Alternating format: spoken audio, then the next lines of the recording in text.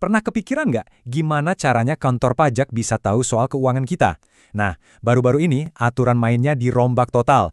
Hari ini kita bakal kupas tuntas pembaruan besar ini dan apa dampaknya buat Anda. Oke, ini dia peta perjalanan kita. Pertama, kita cari tahu dulu, kenapa sih pemerintah butuh banget data kita? Terus kita kenalan sama aturan barunya. Kita lihat apa saja perubahan penting di dalamnya, seberapa luas sih jaring pengumpulan datanya, dan yang terpenting, apa efeknya buat kita semua. Yuk, kita mulai. Untuk bisa menjawab pertanyaan ini, kita perlu mundur sedikit dan lihat dari akarnya, kenapa sih pemerintah perlu data-data ini? Jadi gini, ini semua intinya tuh cuma satu, membangun sistem pajak yang adil dan efektif. Dan untuk bisa adil, pemerintah harus punya gambaran yang utuh yang lengkap soal kondisi ekonomi negara. Tanpa data yang solid ya, mustahil bisa memastikan semua orang bayar pajak sesuai porsinya. Aturan yang lama dari tahun 2017 itu bisa dibilang banyak bolongnya.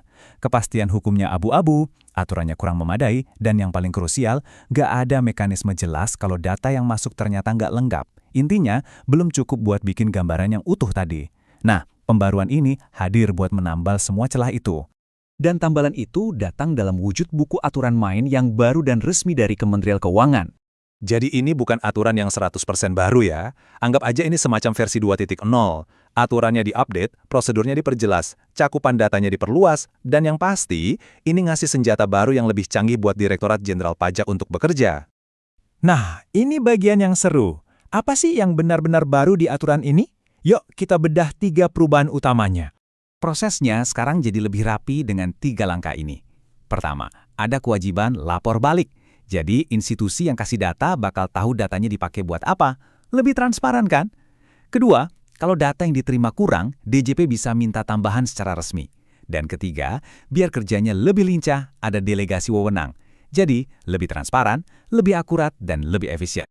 Oke, sekarang kita masuk ke jantung peraturannya. Seberapa besar sih sebenarnya jaringan pengumpulan data ini?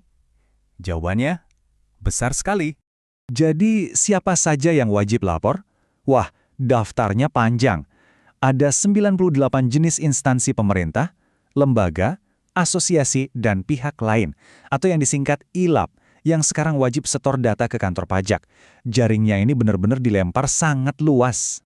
Tujuannya apa? Simple, untuk menyusun kepingan-kepingan puzzle keuangan kita semua, baik itu individu maupun perusahaan, supaya profilnya kelihatan lengkap dan utuh. Dan lihat deh betapa beragamnya data yang diminta. Ini bukan cuma soal data rekening bank loh. Kita bicara soal data siapa pemilik perusahaan dari Kemenkumham, data transaksi jual beli rumah dari Pemda, total transaksi kartu kredit tahunan di sebuah toko, sampai data penjualan mobil per model dari Gaikindo. Hampir setiap jejak ekonomi kita bisa terlacak. Lantas, dengan jaring data seluas ini, apa artinya semua ini buat kita, buat bisnis kita, dan buat negara secara umum? Jadi ini seperti dua sisi mata uang. Di satu sisi, sistem pajak kita jadi lebih pintar. Dengan gambaran yang lebih lengkap, makin sulit untuk sembunyi-sembunyi, yang artinya kepatuhan bisa meningkat dan pendapatan negara untuk kita semua juga bisa naik. Tapi, di sisi lain, ini juga berarti pengawasan pemerintah terhadap kehidupan finansial kita jadi jauh lebih dalam. Peraturan ini sendiri memandangnya sebagai sebuah gotong royong. Partisipasi semua pihak dalam memberikan data ini dianggap krusial untuk kemandirian dan pembangunan negara. Hal ini akhirnya meninggalkan kita dengan satu pertanyaan besar yang perlu kita renungkan bersama. Seiring teknologi membuat sistem jadi super efisien, di mana kita harus menarik garis antara efisiensi dan hak kita atas privasi. Terima kasih sudah menyimak.